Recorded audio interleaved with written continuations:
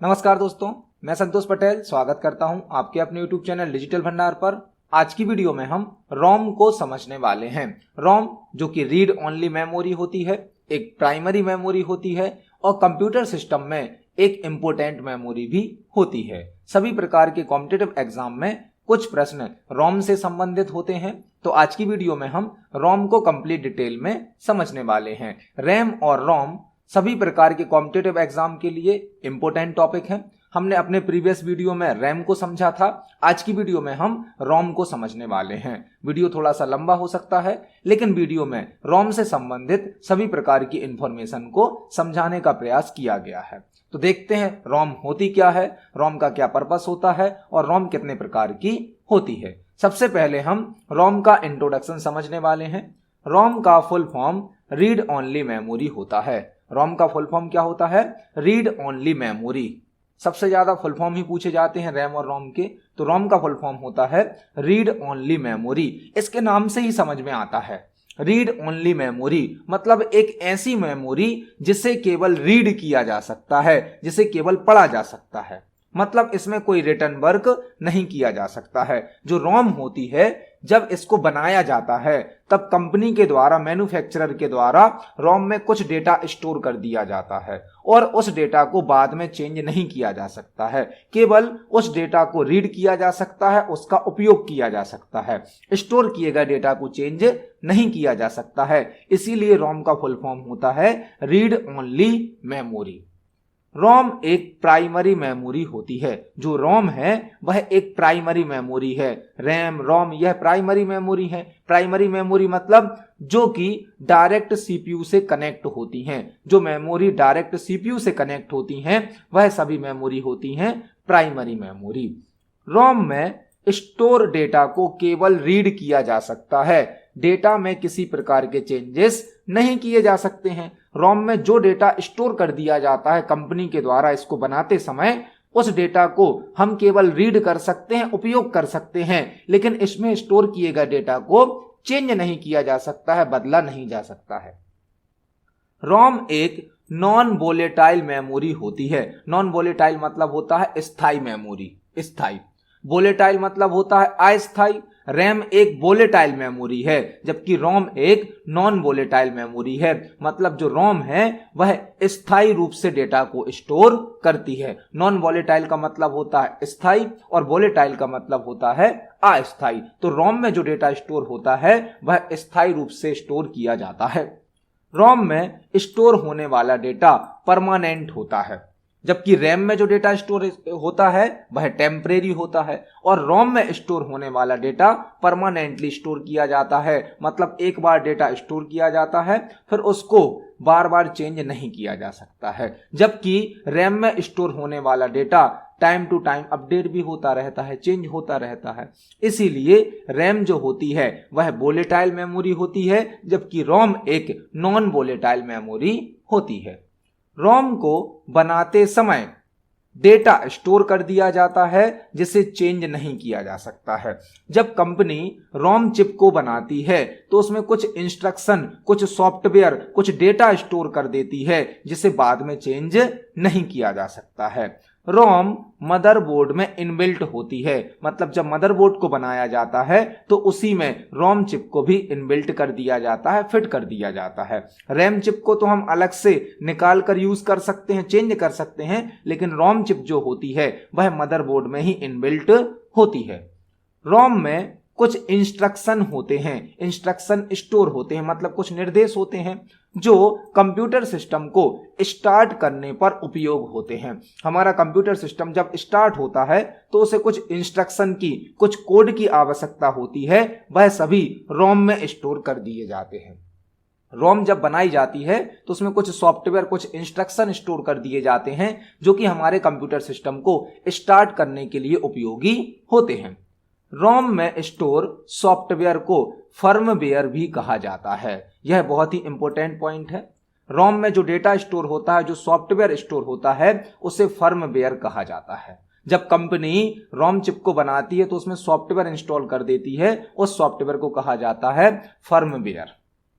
रोम का उपयोग multiple type की इलेक्ट्रॉनिक डिवाइस में किया जाता है, जैसे कि कंप्यूटर में, वॉशिंग मशीन में, माइक्रोवेव में, और भी कई प्रकार की इलेक्ट्रॉनिक डिवाइस हैं जिसमें रोम चिप का उपयोग किया जाता है। वीडियो गेम है।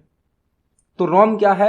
रोम का मतलब है रीड ओनली मेमोरी, एक ऐसी मेमोरी जिसे हम केवल रीड कर सकते हैं, चेंज नहीं कर सकते। इसमें कोई रिटर्न वर्क नहीं किया जा सकता है। रोम एक प्राइमरी मेमोरी भी है, और रोम जब बनाई जाती है तो इसमें कुछ डेटा स्टोर कर दिया जाता है जिसे बाद में चेंज नहीं किया जा सकता है। रोम एक नॉन वोलेटाइल मेमोरी है। नॉन वोलेटाइल मतलब स्थायी। रोम में जो डेटा स्टोर होता है वह परमानेंटली होता है। रोम को बनाते समय इसमें कुछ डेटा स्टोर कर दिया जाता है कंपनी के द्वारा, जिसे हम बाद में चेंज नहीं कर सकते हैं। रोम मदरबोर्ड में ही इनबिल्ट होती है। रोम में जो सॉफ्टवेयर होता है उसे फर्मवेयर कहा जाता है। तो यह रोम का कुछ इंट्रोडक्शन है जो कि आपको सभी प्रकार के कॉम्पिटिटिव एग्जाम में हेल्प देगा। यहां पर आपको रोम का फुल फॉर्म याद रखना है। रोम एक प्राइमरी मेमोरी है, यह याद रखना है। रोम एक नॉन वोलेटाइल मेमोरी है, यह भी याद रखना, क्योंकि इस टाइप के क्वेश्चन आपसे कॉम्पिटिटिव एग्जाम में पूछे जाते हैं। रोम में स्टोर होने वाला डेटा परमानेंट होता है। रोम मदरबोर्ड में इनबिल्ट होती है, और रोम में जो सॉफ्टवेयर होता है उसे फर्मवेयर कहा जाता है। तो अभी हमने रोम का इंट्रोडक्शन समझा, अब हम रोम के टाइप्स को समझने वाले हैं। तो रोम के 3 टाइप्स होते हैं। एक है पी रोम, एक है ईपी रोम, और एक है ईईपी रोम। रोम के 3 टाइप हैं, पी रोम, ईपी रोम और ईईपी रोम। रोम जो है उसके 3 टाइप हैं, पी रोम, ईपी रोम और ईईपी रोम। अब हम एक एक टाइप को डिटेल में समझने वाले हैं। तो जो पहली है वह है P ROM. P ROM, P ROM का फुल फॉर्म होता है programmable read only memory. Programmable read only memory मतलब एक ऐसी रीड ओनली मेमोरी जिसमें प्रोग्राम किया जा सके, जिसमें प्रोग्राम को स्टोर किया जा सके, उसे बोला जाता है प्रोग्रामेबल रीड ओनली मेमोरी। जब यह रोम बनाई जाती है तो यह ब्लैंक होती है।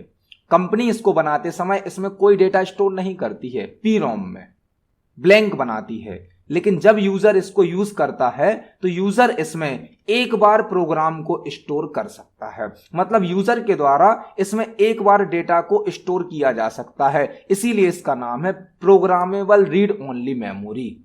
एक ऐसी रीड ओनली मेमोरी जिसमें एक बार प्रोग्राम रख दिया जाएगा, स्टोर कर दिया जाएगा, जिसे दोबारा कभी चेंज नहीं किया जा सकता है। लेकिन जब इसको बनाया जाता है तब कंपनी के द्वारा इसमें डेटा स्टोर नहीं किया जाता, इसको ब्लैंक बनाया जाता है। जब यूजर या प्रोग्रामर इसको यूज करता है तो इसमें एक बार डेटा को स्टोर कर देता है और फिर उस डेटा को कभी भी चेंज नहीं किया जा सकता है। इसीलिए इसे कहा जाता है प्रोग्रामेबल रीड ओनली मेमोरी, मतलब इसमें एक बार प्रोग्राम को स्टोर किया जा सकता है। तो पी रोम का फुल फॉर्म क्या होता है? Programmable read only memory. P ROM को बनाते समय इसमें डेटा को स्टोर नहीं किया जाता है। जब कंपनी पी रोम को बनाती है तो ब्लैंक बनाती है, इसमें कोई डेटा स्टोर नहीं करती है। पी रोम में डेटा को मैन्युफैक्चरिंग कंप्लीट होने के बाद स्टोर किया जाता है, मतलब पी रोम को बना दिया जाता है। जब वो बनकर तैयार हो जाती है उसके बाद इसमें डेटा को स्टोर किया जाता है। यह एक ब्लैंक रोम होती है जिसमें प्रोग्रामर के द्वारा एक बार डेटा स्टोर किया जाता है। जो प्रोग्रामर होता है, यूजर होता है, वह ब्लैंक रोम को लेता है और अपना कोई प्रोग्राम इस रोम में स्टोर कर देता है।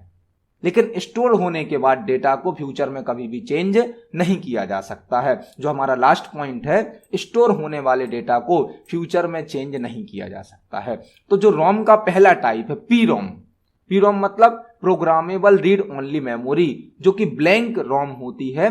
जब कंपनी इसको बनाती है, मैन्युफैक्चरिंग करती है तो ब्लैंक बनाती है। यूजर इसको ब्लैंक परचेस करता है, ब्लैंक लेता है और अपना कोई प्रोग्राम इसमें स्टोर कर देता है। और जो प्रोग्राम स्टोर कर दिया जाता है उसको फ्यूचर में कभी भी चेंज नहीं किया जा सकता, मतलब केवल एक प्रोग्राम को इसमें स्टोर किया जा सकता है, एक बार प्रोग्राम को इसमें स्टोर किया जा सकता है जिसे हम फ्यूचर में कभी भी चेंज नहीं कर सकते हैं। इसीलिए इसका नाम रखा गया है प्रोग्रामेबल रीड ओनली मेमोरी, जिसमें हम एक बार प्रोग्राम को सेव कर सकते हैं।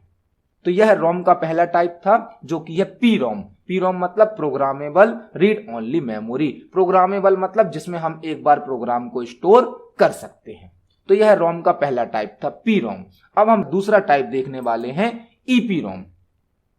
ईपी रोम, ईपी रोम मतलब, ईपी रोम का फुल फॉर्म होता है erasable programmable read only memory. अभी हमने समझा था पी रोम को, पी रोम मतलब programmable read only memory. Programmable read only memory का मतलब क्या था, जिसमें एक बार प्रोग्राम को स्टोर किया जा सके। अब यहां पर उसके साथ जुड़ गया इरेजेबल, मतलब एक ऐसी रोम जिसमें प्रोग्राम को बार बार स्टोर किया जा सकता है, बार बार इरेज किया जा सकता है। इरेज किया जा सकता है मतलब मिटाया जा सकता है। ईपी रोम में हम डेटा को कई बार इरेज कर सकते हैं और कई बार स्टोर कर सकते हैं। जो पी रोम थी उसमें केवल डेटा को एक बार स्टोर किया जाता था, दोबारा चेंज नहीं किया जा सकता था। लेकिन ईपी रोम में हम डेटा को कई बार मल्टीपल टाइम्स इरेज कर सकते हैं, दोबारा स्टोर कर सकते हैं। तो जो पी रोम थी उसकी प्रॉब्लम को सॉल्व करती है ईपी रोम। ईपी रोम का फुल फॉर्म क्या होता है, erasable programmable read only memory. EPROM में स्टोर डेटा को अल्ट्रावायलेट रेस की सहायता से रिमूव और स्टोर किया जा सकता है। आपसे यह पूछा जा सकता है कॉम्पिटिटिव एग्जाम में कि ईपी रोम का फुल फॉर्म क्या है, और ऐसी कौन सी रोम होती है जिसमें डेटा को स्टोर और रिमूव करने के लिए अल्ट्रावायलेट रेस का यूज किया जाता है। तो ईपी रोम में डेटा को रिमूव करने के लिए मतलब मिटाने के लिए और डेटा को स्टोर करने के लिए अल्ट्रावायलेट रेस का यूज किया जाता है। ईपी रोम में डेटा को इरेज करने के लिए मतलब डेटा को डिलीट करने के लिए अल्ट्रावायलेट रेस को 40 मिनट्स तक पास करना होता है। जो ईपी रोम होती है उसमें डेटा को डिलीट करने के लिए, रिमूव करने के लिए अल्ट्रावायलेट रेस को 40 मिनट तक मतलब 40 मिनट तक पास करना होता है। और लास्ट पॉइंट हमने यहां पर लिखा है, ईपी रोम को अल्ट्रावायलेट रोम भी कहा जाता है, क्योंकि इस रोम में जो डेटा स्टोर किया जाता है, जो डेटा रिमूव किया जाता है, वह अल्ट्रावायलेट रेस की सहायता से किया जाता है। इसीलिए ईपी रोम को अल्ट्रावायलेट रोम भी कहा जाता है। जो ईपी रोम है उसे अल्ट्रावायलेट रोम भी कहा जाता है। तो आपसे इसका फुल फॉर्म पूछा जा सकता है ईपी रोम का। ईपी रोम का फुल फॉर्म होता है erasable programmable read only memory, जो कि कई बार डेटा स्टोर करने की और कई बार डेटा को रिमूव करने की सुविधा देती है।